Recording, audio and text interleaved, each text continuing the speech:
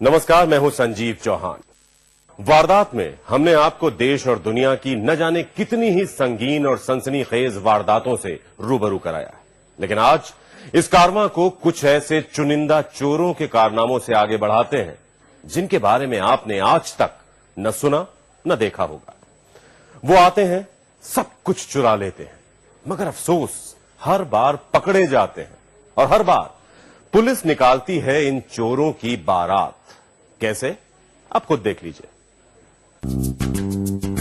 इस वक्त आप अपने टेलीविजन स्क्रीन पर जिस शख्स को देख रहे हैं वो एक बेहद संगीन वारदात को अंजाम देने के इरादे से रात के इस अंधेरे में आया है और इसी इरादे से वो इस दीवार पर चढ़ रहा है, लेकिन लाख कोशिश करने पर भी वो इस दीवार पर एक बार में नहीं चढ़ पा रहा है। चढ़े भी तो कैसे? भाई नशे में टुन जो है।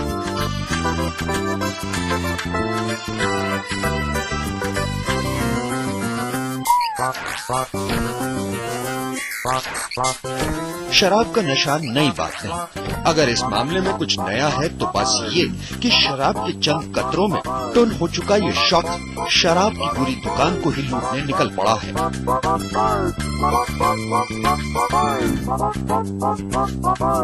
जैसे तैसे वो शराब की दुकान में दाखिल होता है, लेकिन कुछ इस अंदाज में कि आप भी चौंके बिना नहीं रह पाएंगे। अंदर आने के बाद वो खुद को शराब की कीमती बोतलों के बीच में पाता है। शराब की दुकान जैसे उसकी खुद की मिल्कियत हो। वो दुकान में रखी एक ट्रॉली लाता है और फिर शराब की बोतलों को चुन चुन कर उसमें भरता है और पूरे इत्मीनान से इधर उधर चहलकदमी करता है। अब भाई का मन भर चुका, लिहाजा अब वो उसी रास्ते बाहर जाना चाहता है जिस रास्ते वो दुकान के अंदर आया था, और इसलिए वो दुकान में रखी एक सीढ़ी लाता है। उस पर चढ़कर वो बाहर जाना चाहता है, लेकिन भाई पर शराब का सुरूर कुछ इस कदर हावी है कि अगले ही पल वो डगमगा कर धड़ाम से शराब की बोतलों पर ही गिर पड़ता है।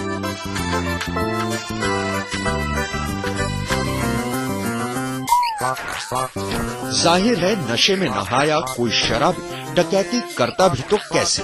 अब वो किसी तरह बस दुकान से बाहर जाना चाहता है। ऊपर के रास्ते जाना मुमकिन नहीं हुआ तो वो दुकान के मेन डोर से बाहर जाना चाहता है। इसी कोशिश में वो शीशे को तोड़ने की कोशिश भी करता है, लेकिन इस बार भी उसे कामयाबी नहीं मिलती।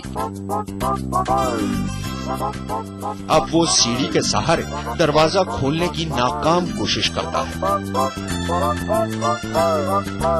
और आखिर में बाहर निकलने के तमाम हथकंडे आजमाने के बाद जब ये बाहर नहीं निकल पाता तो थक हार कर दुकान में ही रखे शराब के ड्रम पर बैठ जाता है। इस बीच कुछ हुआ तो बस इतना कि पुलिस मौके पर आ गई और भाई को अगली कुछ रातें हवालात में गुजारनी पड़ी। आज तक ब्यूरो।